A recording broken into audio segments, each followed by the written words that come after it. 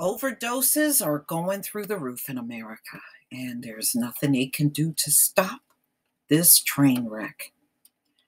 This came out in Vice News, March 21st, 2019. You've probably heard by now that fentanyl is the deadliest drug in the United States.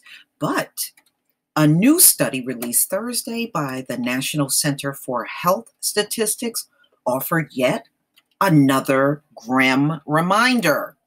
Deaths caused by the powerful synthetic opioid doubled every year from 2013 to 2016, soaring 18,300 fatal overdoses from under 2,000 in a single year.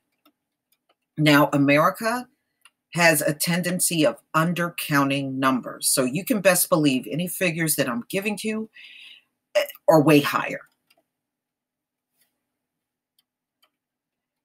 It keeps getting worse.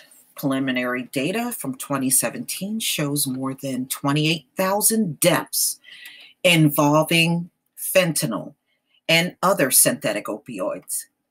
That's out of more than 70,000 total fatal deaths from the fentanyl synthetic, which is higher than the death toll for HIV at the peak of the epidemic. Trump, among others, has started to pay attention. The White House is touting the administration's ongoing efforts to reduce the flow of illicit fentanyl from China and Mexico. But the latest report on fentanyl includes a statistic that suggests the problem is actually worse and more complicated than Americans have been led to believe, and that is the truth. Remember, the CDC only publishes numbers from 22 states, not all 50. So any figures that come out of there will be an undercount. Just understand that. So this chart shows you from 2000 all the way to 2017, the amount of people that have died from a fentanyl overdose.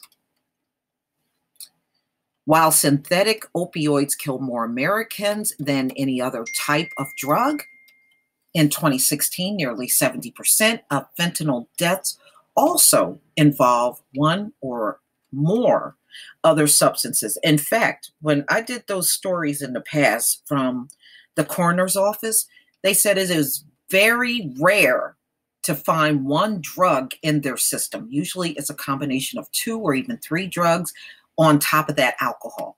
But for somebody to die from one drug only, they said actually that's unusual. More common for it to be more drugs in their system.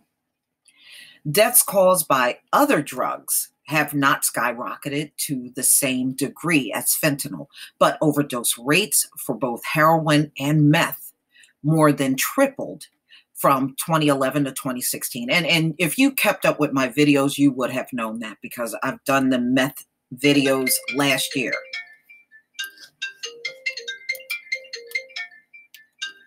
Sorry about that, y'all. Always getting disrupted. You know how it always goes. Okay. So cocaine use is also on the rise. And, a lot of people that do cocaine are also dying because they are mixing fentanyl into the cocaine, y'all. And it's not like when you buy this stuff from your drug dealer, they're going to tell you what's in it. So a lot of places where they do heavy cocaine, there's also a lot of fatalities with that as well. And it is consistently, remained the second or third leading cause of fatal overdoses after opioids. So, let's face it, it's tons of drug use in America, always have been. But see, on death certificates, they only let you specify one cause of death. So in many cases, if there's more than one drug that caused your overdose, it may not be on the death certificate. In fact, it won't be. The National Center for Health Statistics report relies on information from death certificates, which don't always specify the type of drug that caused the overdose. Previous research, including a 2017 study from the University of Virginia, has estimated that opioid mortality rates might actually be 24% higher than stated in official records due to the incomplete reporting on death certificates. Absolutely. Reporting those death certificates is not mandatory. So whatever number they give you, just always know it's more likely an undercount. Marianne Rose Spencer, a statistician with the National Center for Health Statistics, told Vice News that the overdose totals in her recent fentanyl report should be considered the minimum number based on the available data. The problem, she explained, is that every state has its own way of testing for the drug. Well, that's pretty bad, being that they're not uniformed. And, tests are always going to have some kind of flaw in them. So, all you can do is take a guesstimation at this point. It's improving over time, Spencer said. It's getting more specific. They're not just writing polydrug overdose. They're actually writing what the drugs are. While the national focus remains on fentanyl, some experts have characterized the current opioid crisis as a triple wave epidemic. So, ladies and gentlemen, I did an article about a year ago where it said that this drug addiction has literally gone on for 40 years, where one drug will drop off, another one will pick up. So it's always been a continuous flow of drug overdoses for the last 40 years.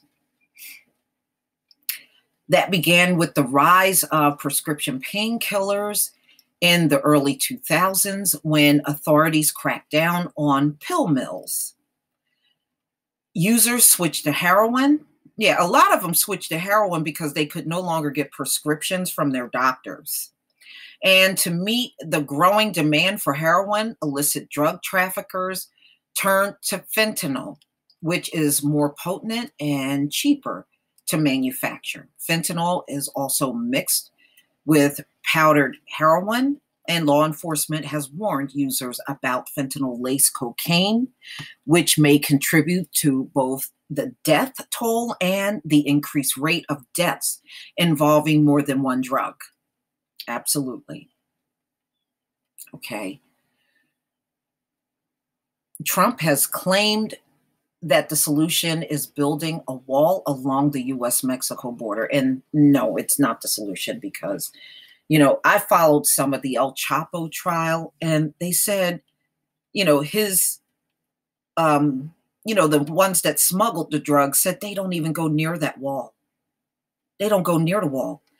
They bring that drug, the drugs in through tractor trailers. They use boats. They use submarines. They use underground tunnels. They said there are hundreds. During that trial, they said there are hundreds of underground tunnels that lead from Mexico all the way into Arizona. So they don't need the wall to traffic drugs. So for Trump to keep saying these things, it's just ridiculous. That's not true. Okay, so attempts to crack down on the drug supply have repeatedly failed, and it will continue to fail, ladies and gentlemen. And also fail to take into account how opioid users often combine their drug of choice with alcohol and benzos, such as Xanax. Okay, which can be obtained legally in the U.S.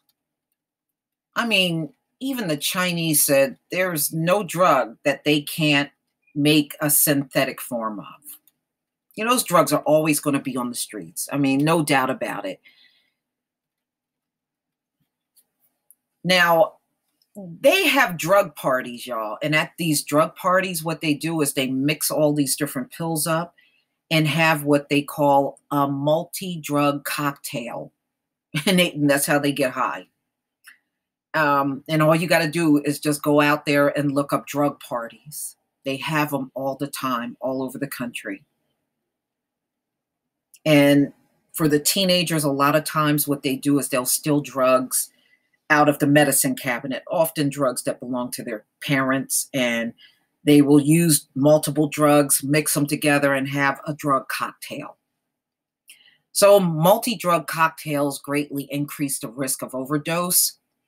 Leo Bileski, an associate professor of law and health sciences at Northeastern University, said the latest statistics are probably just the tip of the iceberg when it comes to understanding how opioid deaths are linked to other drugs.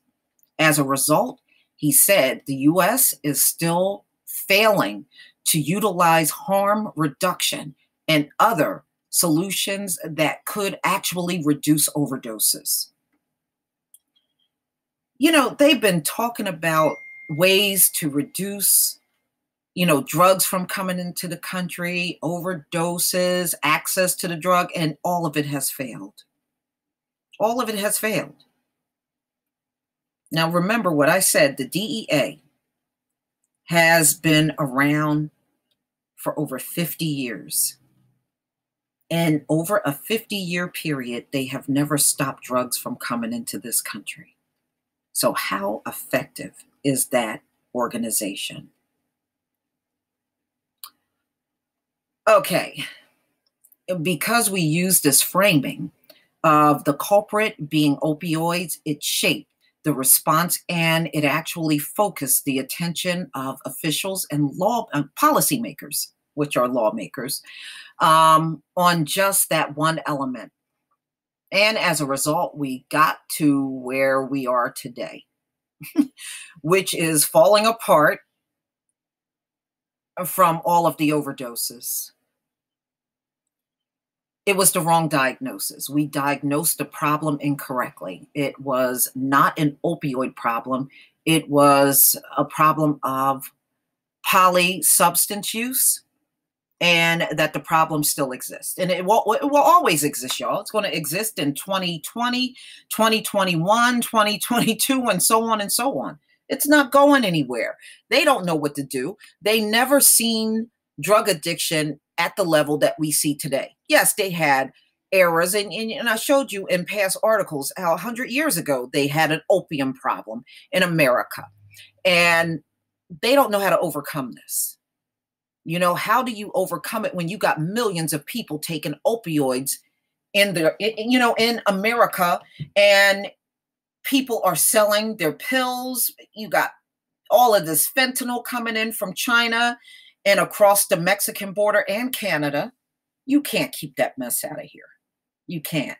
So I wish them the best of luck. All of your best effort will still lead you to a bad drug problem. Period. Please leave your comment and subscribe. Don't forget to hit on the notification bell, and I'll see you on the next video. Peace, family.